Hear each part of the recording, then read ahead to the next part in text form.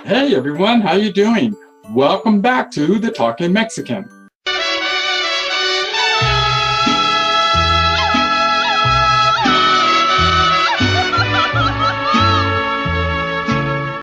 What am I talking about today? 12 doors knocking, door number 1. On the first day of my new life, my best friend gave to me a doorway to a better me.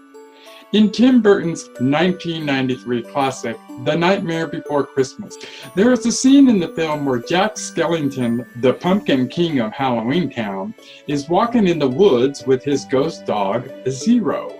Having celebrated Halloween the day before, Jack, who is bored with doing the same thing every year, stumbles across several doors, each representing a specific holiday. Fascinated with the Christmas door, Jack opens the door and walks in. He soon discovers a world he never could have imagined. In his enthusiasm to make Halloween more than what it has been, Jack bungles up Christmas by kidnapping Santa Claus and adding a pinch of Halloween to the king of holidays, Christmas. It isn't until Jack's sleigh of bones is shot down from the sky that he realizes he had made a terrible mistake. After setting everything right, Jack learns in the process that walking through the Christmas door was the opportunity he was searching for.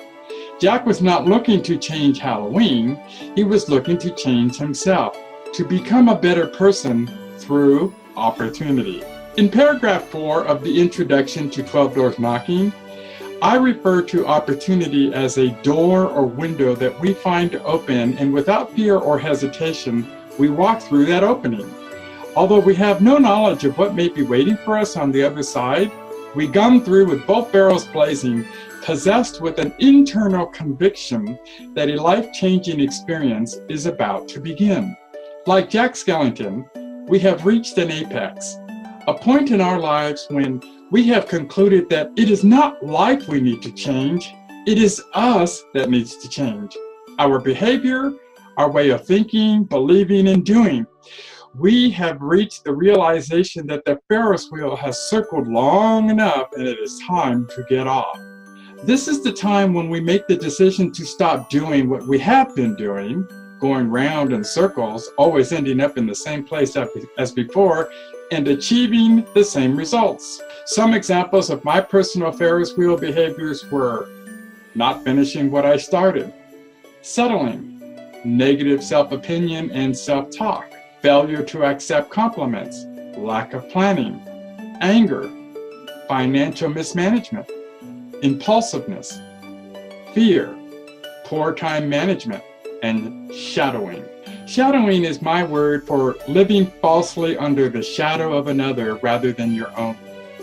I had a low self-esteem and opinion of myself because I tried to attach my shadow to someone I believe I highly respected, pretending to be that person instead of myself. Guy Harris wrote in an e-Zine article titled 6 Tips for Confronting Negative Behavior, 2005. When you fail to confront negative behaviors, you subtly signal acceptance of them. In effect, you encourage them to continue. Once I realized that I was like the hamster on a spinning wheel that was going nowhere, it was then that I had to find a way to get off the wheel and become a better person through opportunity. Well, what exactly does that mean? It means that I had to dramatically change the way I viewed myself, which included my thinking, behavior, mannerisms, everything. I no longer could afford to sit on my laurels and wallow in self-pity. My ship was sinking and it was taking me down with it. Opportunity became my best friend.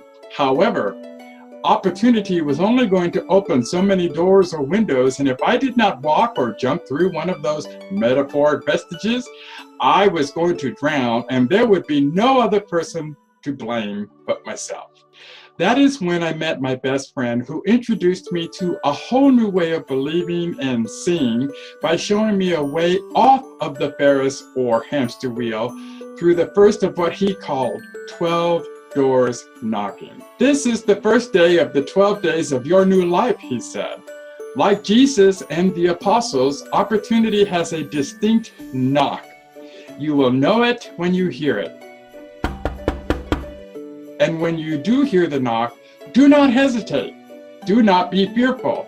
Do not think about the what ifs. Just open the damn door and walk through it. To be a better person through opportunity, to seize the moment that opportunity provides, meant that on the first day of my new life, when my best friend gave me a doorway to a better me, I had to walk through that doorway and explore, appreciate, and learn from what was on the other side. Like Jack Skellington after being shot down, I had to ask myself, what have I done?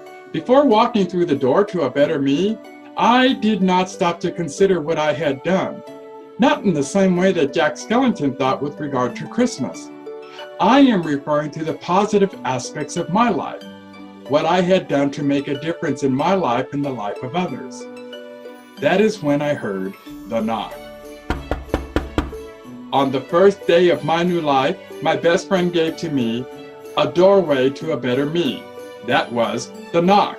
What does it mean? What does it mean? I asked in the same questioning voice of Jack Skellington. It means exactly what it says, a doorway to a better you. Think of all the reasons why you are going to become a better person than you are right now. Not better in the sense that you are not a good person already. That isn't what I mean. What I mean is better in that you are going to change certain behaviors about yourself that keep producing the same negative results. Instead of being negative, you will be positive. Instead of being sad, you will be happy. If you failed at something, try again and again until you succeed. Just be better today than you were yesterday, and remember at some point the Ferris wheel does have to stop.